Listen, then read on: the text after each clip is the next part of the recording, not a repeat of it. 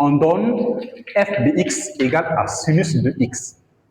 Avec x éléments de R, donner le développement limité à l'ordre 3 en 0 de f de x.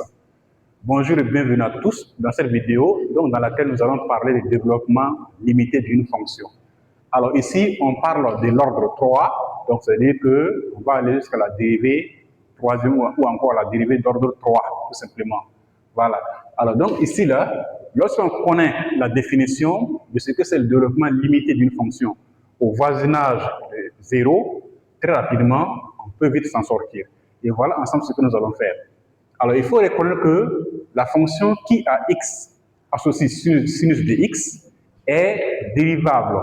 Donc ici, 3 fois dérivable, puisque nous sommes à l'ordre 3, et 3 fois dérivable en 0. Tout comme en x, parce que là, x est un élément de R, 0 c'est un élément de R. Donc qu'est-ce que nous allons faire? Nous allons déterminer la dérivée première, la dérivée seconde et la dérivée d'ordre 3 de f. Et aussi, donc, la dérivée, le nombre dérivé de f en 0, le nombre dérivé d'ordre 2 de f en 0, le nombre dérivé d'ordre 3 de f en 0, très simplement.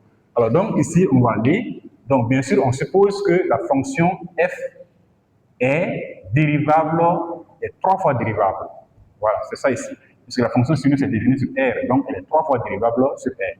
Alors donc ici, on va aller, on a tout simplement, donc nous allons reproduire ici f de x qui est égal à sinus de x. Et là, nous allons marquer f' de x. Ça fait la dérivée de sinus, ça fait cosinus. Donc vous avez cosinus de x. Alors f second de x, la dérivée de cosinus, ça fait moins sinus, comme ça, de x. Et la dérivée d'ordre 3 de x là, donc ça va nous faire simplement moins cosinus de x. Voilà. Alors, en même temps, nous allons essayer de trouver donc l'image par 0 dans chaque cas. Donc ici, vous avez tout simplement f' de 0, ça va nous faire 1.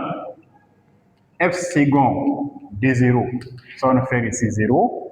Et donc, f d'ordre 3 de 0, ça nous fait simplement moins 1. Alors, après ces étapes, il faut donc supposer une fonction quelconque donnée, on va l'appeler epsilon, dont la limite au voisinage des 0 fait simplement 0. Et voilà ce qu'on obtient. Alors par suite, on pourrait écrire que f de x, ça fait simplement ici f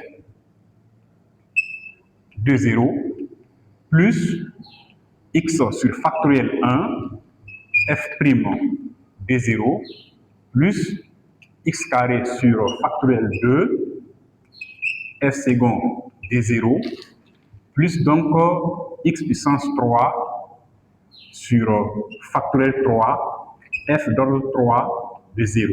Alors plus maintenant x au cube fois epsilon de x. Alors avec bien sûr la limite de epsilon de x quand x tend vers 0, ça fait 0. Ça c'est très important de marquer ou de signaler. Alors maintenant, on va remplacer. Vous avez f de 0 qui fait combien? Sin de 0, ça fait 0. Donc là, nous avons 0. Plus, alors f' de 0, là, ça va nous donner 1. Donc nous allons avoir x ici, puisque factoriel 1, ça fait 1. Plus, alors, vous avez ici x carré sur 4, sur 2 du moins factoriel 2, multiplié par simplement f second de 0, ça va nous donner 0. Donc là, plus x au cube sur factoriel 3 qui fait 6. Donc, fois maintenant f d'ordre 3 de 0, ça fait moins 1. Donc, plus x au cube epsilon de x.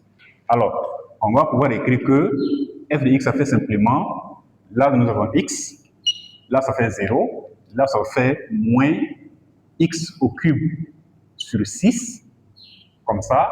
Alors, plus x au cube fois epsilon de x.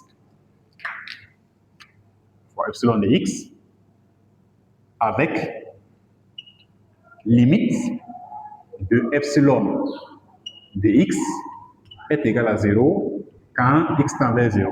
Donc voilà ici, alors cette expression-là est donc appelée le développement limité à l'ordre 3 en 0 de f de x. Donc autrement dit, sinus de x qui est ici, ça fait la même expression que ce qui est là. Merci de votre attention.